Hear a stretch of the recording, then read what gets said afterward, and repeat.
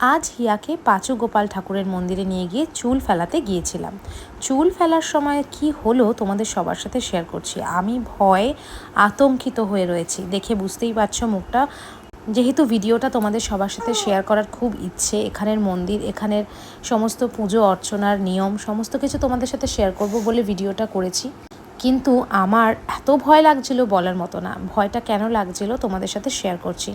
এখানে দেখো, আমার খালি ভয় করছিল যে এইভাবে চুল কাটতে গিয়ে ওর না কোথাও লেগে যায়। আসলে ও এত মানে ছটফটে, ঘরে মাঝে মাঝেই কোলে নিলে ও এদিক ওদিক ঘাড়টাকে ঘুরিয়ে দেয়।